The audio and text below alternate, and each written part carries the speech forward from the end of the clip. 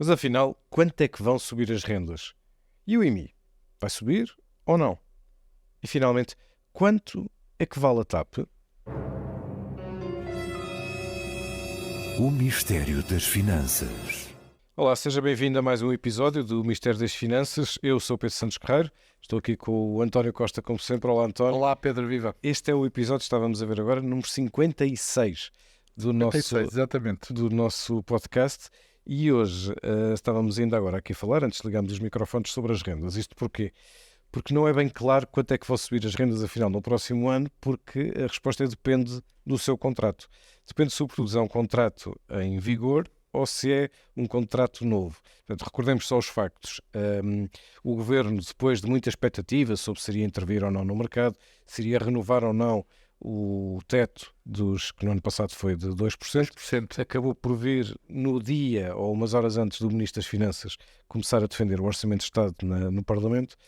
A Ministra Marina Gonçalves veio dizer que não haveria travão e, portanto, é aplicado o aumento que resulta da fórmula, que dá 6,94%, quase 7%. Quase De aumento para o próximo ano, sendo que algumas famílias ainda não se percebeu muito bem todas as condições, mas algumas famílias terão o apoio que já existia no ano passado, ou melhor, este ano, que veio do orçamento do ano passado, o apoio à renda. Só que há aqui uma contradição. Pelo menos parece. Vamos já detalhar. Faz ginástica com o seu ordenado? O Milênio ajuda-o nas despesas de gás, eletricidade, água e telecomunicações. Saiba como em mileniobcp.pt. Campanha válida de 16 de outubro de 2023 a 15 de janeiro de 2024 para clientes Milênio com conta bancária. Milênio, aqui consigo. Olha, Pedro, parece porquê? Porque, na verdade, o Governo deixa o mercado funcionar. De resto, até foi numa entrevista, precisamente, onde estiveste, a CNN TV, que o Primeiro-Ministro sinalizou pela primeira vez que o travão não seria de 2% como em 2023. Mas, apesar de tudo, tinha ficado a ideia de que haveria um travão. Finalmente, sabe-se, não há travão nenhum e o mercado funciona. O mercado funciona por um lado, portanto, diria, respondendo aos pedidos dos proprietários, dos senhorios, que queriam, obviamente também tiveram aumento de custos nos investimentos, porque a inflação não atingiu só os inquilinos, também atingiu os proprietários.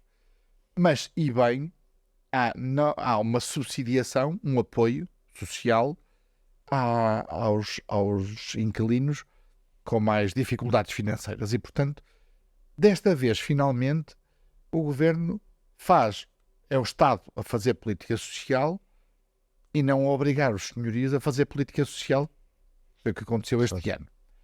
Mas cria-se aqui uma espécie de uma aparente contradição, porque para os contratos em vigor há um aumento de quase 7%, para os novos contratos há um travão a 2%. É 2%. E é preciso, se calhar, rapidamente contextualizar.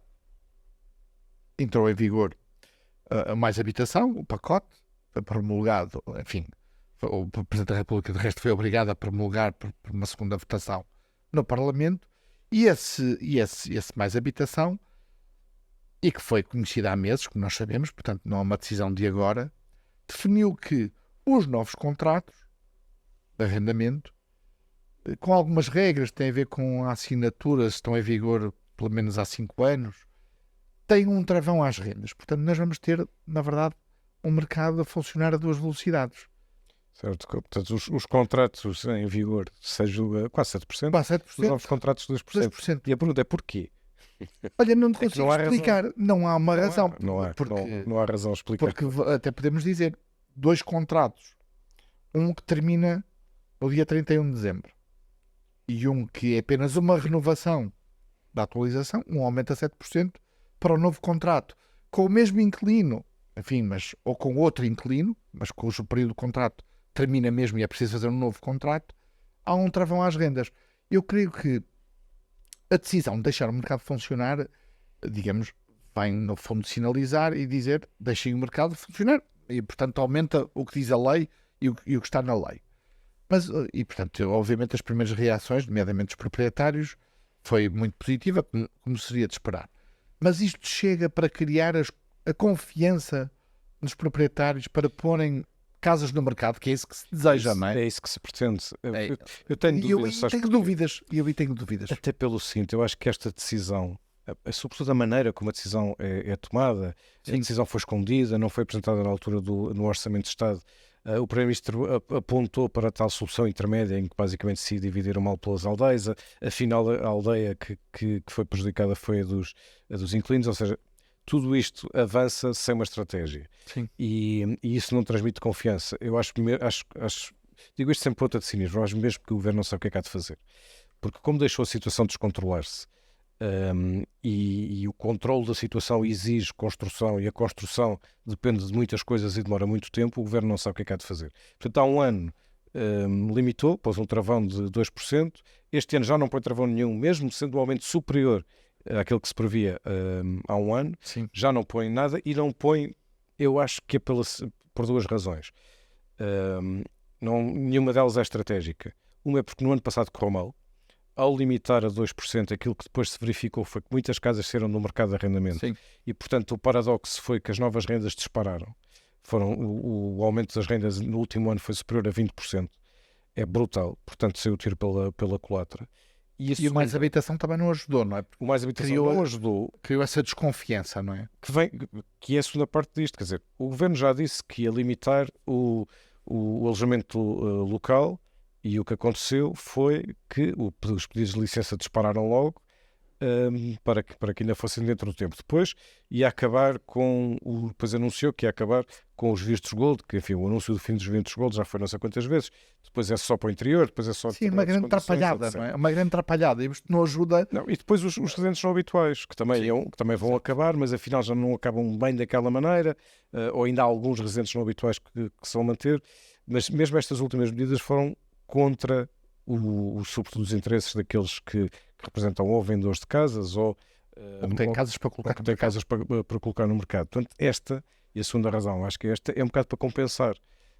Sim. No meio disto, o que não há, e não, eu acho mesmo, e eu repito, eu não estou a dizer isto consigo, eu acho que o Governo não sabe o que é que há de fazer. Saiu tudo mal este ano. Portanto, no ano passado, há um ano, foi a primeira vez que o Governo disse alto e para o baile, nós vamos tomar conta da situação, vamos limitar as rendas a 2% e vamos anunciar um pacote Pedro, e não te esqueças, de medidas. desculpa E correu tudo mal. interromper-te, porque nessa travão também foi anunciado que os proprietários teriam um benefício fiscal que corresponderia à diferença entre o que seria a aplicação da lei e o travão de 2%. Passados estes meses, um ano, não sabemos exatamente como é que esse benefício fiscal foi atribuído, se não foi, se esteve de acordo com a tal diferença para compensar os proprietários. Portanto, há um ano decidiram compensar os proprietários. Agora estão a decidir subsidiar diretamente, diria de uma forma mais transparente e mais direta, com subsídio direto, aos inquilinos que têm mesmo dificuldades. Mas são os mesmos. E bem, a sucessão de medidas contraditórias cria esta desconfiança. E mesmo quando o Ministro das Finanças disse que a maioria, ele disse qualquer coisa como estou convencido que a maioria dos inquilinos vai ter apoios. Peço desculpa, isso não é verdade. Não é verdade. A não ser que alterem, que haja uma alteração legal. Porque há um ano houve duas medidas. O travão dos 2%, que beneficiava 900 mil contratos, e o apoio às rendas, que beneficiou 180 mil famílias. Este ano só uma, que é esta. Sim. Tanto que no Orçamento de Estado estão 250 milhões de euros para esta medida, que se dirige precisamente às 180 mil famílias. Portanto, não estão previstas que sejam mais. Aliás, eu achei estranho que a Associação de Proprietários se congratulasse com a medida, mas enfim, a Associação é que sabe. Aquilo que se pede é sobretudo estabilidade. Previsibilidade, não é? Previsibilidade, sim. E mesmo Saiba o que é que vai acontecer. até porque a vida não está fácil para ninguém, mas estas pessoas quer dizer, dizer que pessoas que têm aumentos de 7% só as aflitas é que vão ser ajudadas, é quase como se os outros fossem ricos e, portanto, pagar mais 7% era indiferente. Não é, isto é Sim, um não impacto é. muito grande. Não é? Claro. Num ano em que, paralelamente àqueles que têm créditos de habitação, também vão estar o ano todo a pagar, provavelmente, taxa de juro aos níveis que estão, a Euribor nos 4%, ligeiramente acima. Portanto, não vai ser um ano fácil. Não. Agora, isto também desliga a outros mistérios, não é? Eu diria o nosso primeiro mistério e não vamos sair das casas, não vamos sair do imobiliário. Que é a pergunta também o que acontece no próximo ano. Portanto, nós já vimos o que acontece às rendas e não sabemos bem, mas Exato. em princípio os contratos antigos vão subir 7%, os contratos em vigor, e os novos contratos não podem subir mais do que 2% do que a última renda do contrato anterior. Exatamente. Bom, mas há outra dúvida, o que é que vai acontecer ao IMI? Isto é, ao imposto sobre a posse de propriedade imobiliária. E também não temos a certeza. E também não temos a também não certeza. Mas o Governo também não tem, parece. Aparentemente não. Olha, vamos a isto. O que é que se passa? No âmbito do Orçamento de Estado e das discussões sobre o Orçamento de Estado e sobre a necessidade de receita, chegamos sempre à mesma conclusão, que é preciso receita para pagar a despesa pública que temos, que é muito elevada. O Governo deixou perceber que poderia aumentar o IMI. O IMI, como dizias e bem, é posse do imóvel. É um imposto municipal e este é o primeiro ponto interessante. É que a receita do IMI é um imposto que é atribuído às câmaras onde está assediado precisamente o dito imóvel. O IMI tem bandas de variação, que é para prédios rústicos, que é para prédios urbanos. As câmaras têm aí alguma margem entre as bandas de variação 0,3, 0,4 no caso dos prédios urbanos, 0,8% do valor do imóvel no caso dos prédios rústicos, e podem as câmaras ter aí alguma margem para ter uma política fiscal mais competitiva ou menos competitiva, enfim, decidirão. Este IMI resulta de uma coisa que se chama valor patrimonial para efeitos fiscais.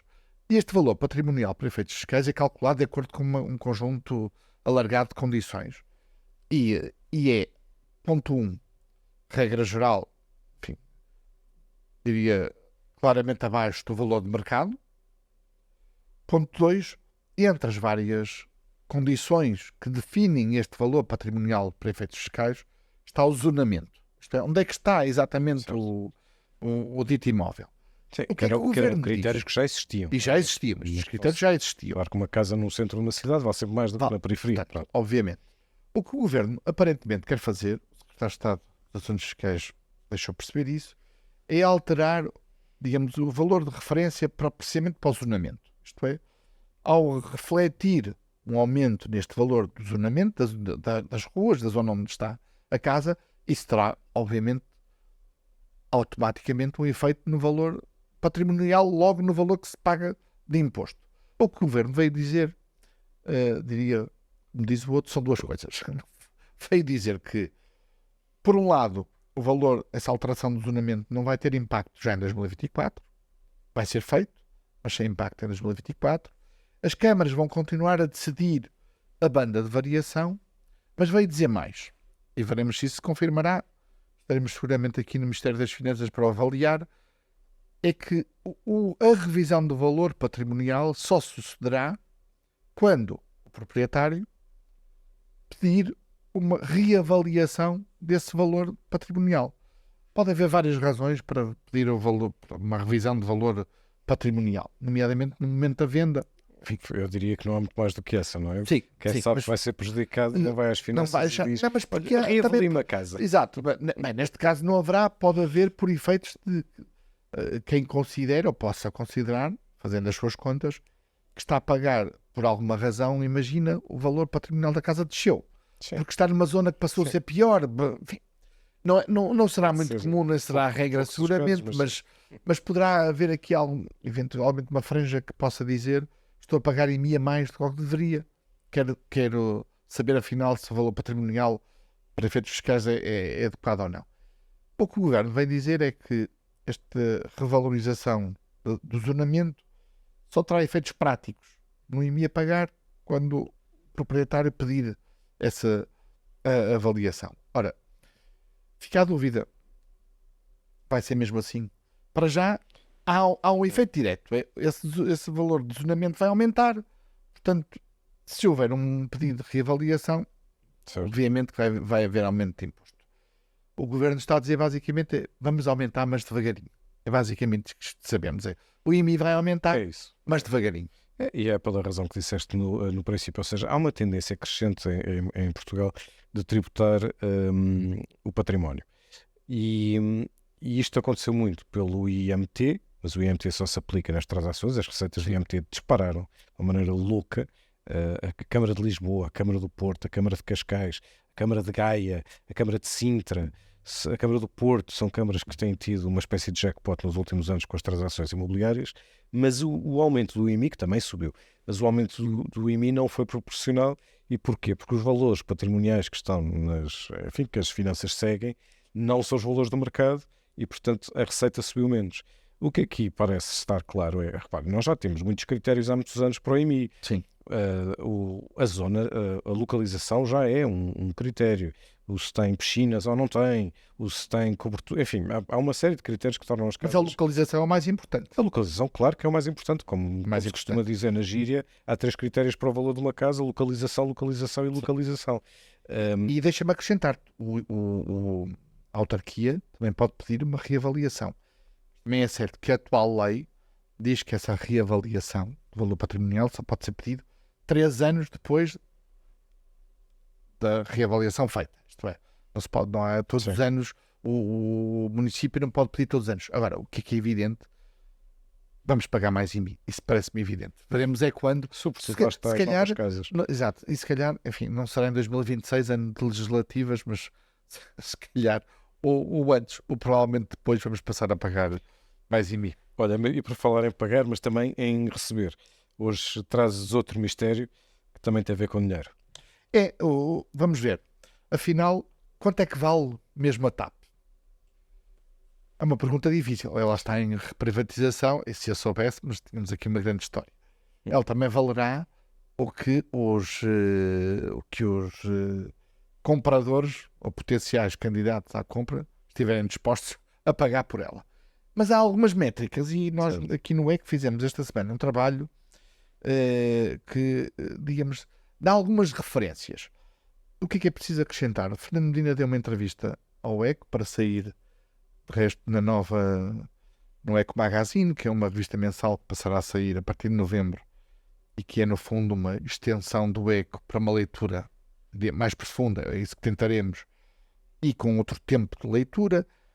E nessa entrevista, o que é que diz o ministro Fernando Medina? A entrevista já foi feita, sairá revista nestes primeiros dias de novembro, que o preço é o último critério a avaliar na privatização da TAP. Isto não é irrelevante, porque pode chegar alguém a oferecer um preço muito elevado que não seja provavelmente do interesse estratégico do país. Obviamente estou a pensar, diria, na IAG e na Ibéria. Eu creio que o governo, e bem, defende-se, não definindo o preço como critério principal, é obviamente relevante, mas não é o principal.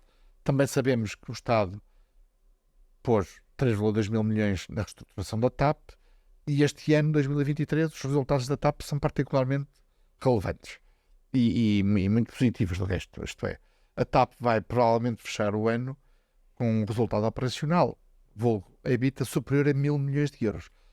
O turismo ajudou, seguramente a gestão também ajudou, enfim, tudo terá ajudado para um resultado que é de facto muito, muito, muito elevado. Será um resultado de recorde. A questão é saber se será sustentável ou não, isso deixemos para outro mistério. Mas, na verdade, qual é o ponto, o critério, a referência que podemos usar para chegar aqui a um valor da TAP no próximo processo de privatização? Usam-se critérios que têm a ver com os chamados múltiplos do EBITDA deste resultado operacional. Olhando para a Lufthansa, olhando para a Air France, para os grandes players internacionais, estes critérios, este múltiplo tem andado entre 2,5 a 3 vezes o resultado operacional, o que, portanto, nos permite concluir que um valor de referência para a TAP, incluindo dívida, andará na ordem dos 3 mil milhões de euros. Este é o ponto, diria, de referência que os candidatos à compra da TAP têm nesta altura para discutir e para, digamos, fazer uma oferta pela TAP. Claro que este é um valor de referência, diria, o que vai ser importante.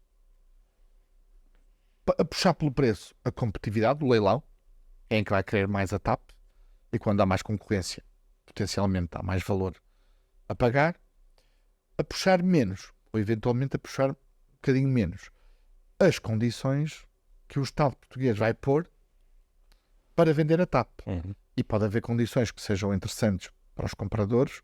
Sei lá, a Lufthansa tem interesse no hub, tem interesse na TAP, mas no hub. E, portanto, isso provavelmente no caso da Lufthansa pode não funcionar como um fator negativo no preço. Mas se, por exemplo, o governo disser o nome TAP tem que ficar para todo sempre, se calhar a Lufthansa vai dizer eu não posso ter a mesma marca em todos os mercados, se calhar isto tira-me aqui algum valor e vale um bocadinho menos. Enfim, vou dar 2 exemplos, enfim. Sim. E, portanto, estes fatores a puxar para cima ou para baixo vão determinar isto. Como eu dizia, é um dado importante. Estes 3 mil milhões como referência incluem dívida. A dívida da TAP anda nos 2,4 mil milhões, mas a dívida líquida é bastante inferior a isso, porque a TAP tem, obviamente, Está cheia de está cheia de dinheiro, está cheia de depósitos, cheia de caixa, e portanto isso tem que se fazer essa subtração. No valor líquido, se calhar, de facto, a venda da TAP hoje, com os dados que temos hoje, para chegar aos 1.500 milhões. Acho que estamos coisas. Estás a falar da diferença entre o equity value e o enterprise value, não é? Exatamente. Portanto, a diferença entre quem compra uma empresa com dívida, quem vende também está a vender, Está a vender com a dívida. Portanto, em cima do valor É isso que mesmo. recebe, É isso também se lhe soma, ao contrário, além do valor que se paga por ter uma coisa, se está a assumir-se a dívida lá dentro, que lá está dentro.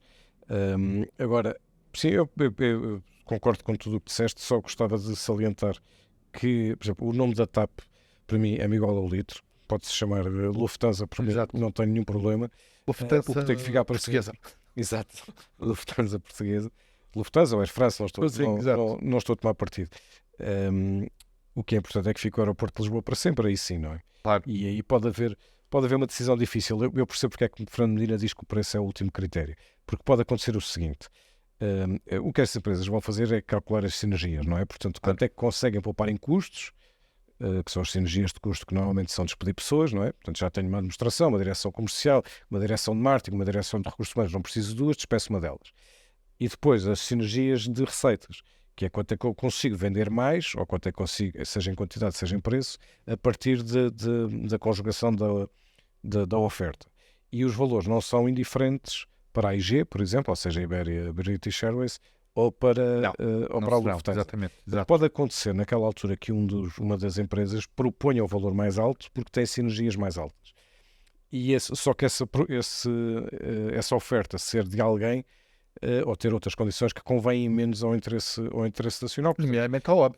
Nomeadamente ao hub de Lisboa. Portanto, o Fernando Medina está a abrir espaço para essa decisão e acho bem. E para estas contas só é preciso perceber o banco mau, entre aspas, não é? Portanto, a TAP má, que custo é que ainda tem aquilo que não vai ser vendido? Custo futuro é que ainda vai ter aquilo que não é vendido, para termos a certeza que não nos acontece. A tal TAP SGPS, perdão, porque o que se vai vender agora é TAP SA. Convém dizer que na última operação com David Neilman, o que foi vendido foi tudo, não é? Sim. Foi a TAP SGPS, por exemplo, o Brasil, não é? Sim. Que agora já não existe, foi assumido como um custo. Sim, repara, ainda hoje, quando falamos do novo banco, dizemos sempre que o Estado perdeu ou injetou 3,4 mil milhões de euros, como se o BES só tivesse custado isso. Custou mais do dobro. Quando se inclui o banco mau, claro. Quando se inclui o BES, que ainda se chama BES, o valor mais do que duplica. Portanto, falta saber quanto é que vai custar, e não estou a dizer que vai custar muito, acho que essa informação ainda não existe. Sim. Quanto é que vai custar aquilo que não é vendido, e se vamos ter a TAP boa vendida e a TAP má que mantém ativos tóxicos. É preciso fazê-las. Sim. Serão as dívidas. Bom, e agora vamos às nossas moedas. Bom, e com isto chegamos às nossas moedas. Sim, vamos primeiro à boa moeda, e a boa moeda desta semana, num momento em que, em Portugal, mas não só, os movimentos ativistas radicais, ou mais ou menos radicais, continuam a fazer a sua estratégia, digamos assim, de afirmação e de suposta defesa climática. Eu trago aqui esta semana o presidente da EDP. Enfim, a EDP é uma empresa renovável e quer chegar digamos, a 2030 com toda a produção elétrica de eletricidade a partir de fontes renováveis. Isso é assim mesmo já muito importante. Mas Miguel Stilwell foi o único gestor português de 106 gestores globais que assinaram uma espécie de uma carta aberta aos líderes políticos globais a exigirem, diria, 4 pontos, 4 medidas para acelerar a transição. Obviamente tem a ver com a própria próprio investimento em renováveis. Tem a ver com as boas práticas dos decisores públicos, isto é, dos Estados, quando fazem o chamado procurement, não é? Quando os Estados compram, se seguem boas práticas fazendo compras que assentam em princípios ESG, isto é, em princípios de sustentabilidade, e se compram a fornecedores que são também eles próprios sustentáveis. Há também investimentos das economias em tecnologia limpa, tecnologia que acelera ela própria, digamos, a transição climática, e depois alinhar o que são, digamos, as regras standard de avaliação das boas práticas e do que é energia limpa. Nós sabemos, por exemplo, há uma discussão na Europa, o nuclear foi considerado uma energia limpa. Será? Eventualmente será. Os técnicos saberão, mas o que é preciso é que esses critérios sejam standard, estejam alinhados e que sejam a mesma referência para toda a gente, para que se possa comparar, afinal, quem que está a ter greenwashing, quem é que está mesmo a fazer a transição. O facto de ser Miguel Stilwell ter assinado esta carta aberta internacional é particularmente importante no momento em que as empresas portuguesas, não só a EDP, mas também a EDP, estão a ser alvo destes movimentos radicais com exigências de maior rapidez na transição. Eu creio que as empresas, em particular as empresas, fazem bem em responder assim, com medidas, não só apenas com cartas abertas, obviamente espera-se com medidas em concreto, mas que acelerem elas próprias a transição climática. E tu, Pedro, vamos à má moeda. Olha, eu vou escolher o Primeiro-Ministro. Eu sei que é um alvo fácil. Quando se põe o Primeiro-Ministro, muitas vezes é com aquela andota, com aquela graça, que por acaso não é muita graça, mas é mesmo que nós não sabemos porque ele sabe. Ele sabe, exato. Porque há sempre tanta coisa que está a correr bem ou que está a correr mal a um Primeiro-Ministro que é fácil escolhê-lo. Mas desta vez é por uma razão circunstancial. Ou seja, a circunstância neste momento do Governo é a de um período socialmente muito complicado. O EC publicou agora há dias um artigo sobre isso. Nós estamos num período em que temos greves anunciadas ou já com pré-avisos na função pública. Ou seja, estamos a falar de escolas, estamos a falar da saúde, portanto, hospitais, centros de saúde, estamos a falar de transportes, estamos a falar de justiça, lojas de cidadão, etc. Ou seja, vamos ter pela frente um período muito intenso de contestação social, de greves, de ações de protesto. E isto acontece pela combinação de dois fatores. Por um lado, porque há necessidade. Toda a gente em Portugal, ou grande parte dos portugueses, estão mesmo a viver com a corda na garganta por causa do aumento dos preços, da inflação, das taxas de juros, das rendas, etc. Por outro lado, porque o Governo tem excedente. Ou melhor, o Estado tem excedente. E como o Estado tem excedente e o Governo tem estado a passar muitos cheques, os sindicatos e os representantes de trabalhadores usam naturalmente esse argumento para reivindicar. E mais, o Governo não entra sempre numa posição em que se cede a uns, depois está a abrir espaço para reivindicações de outros. Claro, a grande cedência neste momento em curso, que tem estado no centro das negociações sociais, é com os médicos, em que o Governo já foi muito mais longe do que admitia aqui há uns meses. Abrindo espaço para os médicos, naturalmente aparecem as outras classes profissionais. É natural e legitimamente. Aparecem as outras classes sociais. Portanto, é o reverso de um excedente orçamental, é sempre a abertura de espaço para a reivindicação social dos trabalhadores. Este é um período muito, muito tenso e muito intenso, porque vão ser mesmo muitas... o ECO faz um artigo sobre... prevendo 3 meses. É brutal. 3 meses caóticos. Aliás, o nível de pré-avisos de greve até agosto já tinha superado o 2022. E a manter-se este ritmo com os pré-avisos que já existem, vamos chegar a um nível recorde de 2013. Nós lembramos de 2013, estávamos Nossa, em cima da troika e dos cortes.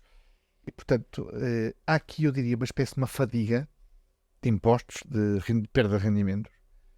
E há uma falta, diria, de compreensão. Neste caso, o meu elogio vai para sendo aqui a má moeda, acrescento-me um parênteses com o elogio a Fernando Medina, porque se fizer bem, se conseguir manter, digamos, não a descida nominal da dívida, infelizmente ainda não chegamos aí, mas também dificilmente seria possível sem austeridade a sério, mas uma descida do peso da dívida pública no PIB.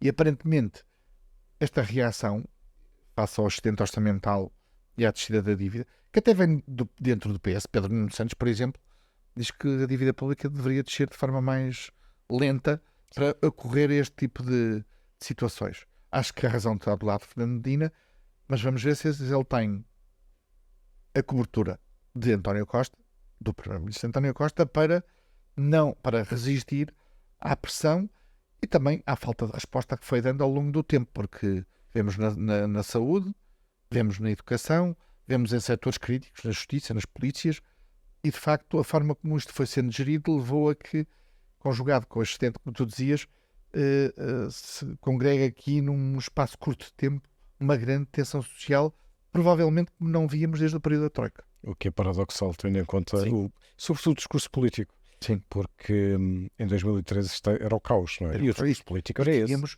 E tínhamos um desemprego de 16%. Sim. 17%. E agora estamos com um desemprego relativamente baixo.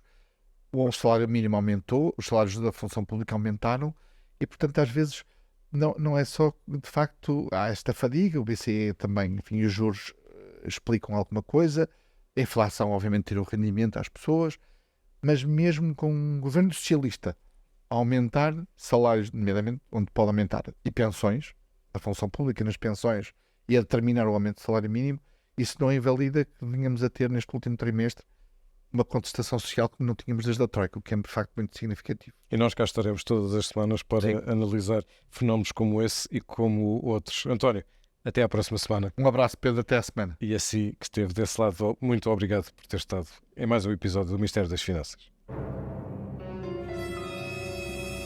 O mistério das finanças. Faz ginástica com o seu ordenado? O Millennium ajuda-o nas despesas de gás, eletricidade, água e telecomunicações. Saiba como em millenniumbcp.pt. Campanha válida de 16 de outubro de 2023 a 15 de janeiro de 2024 para clientes Millennium com conta bancária. Millennium, aqui consigo.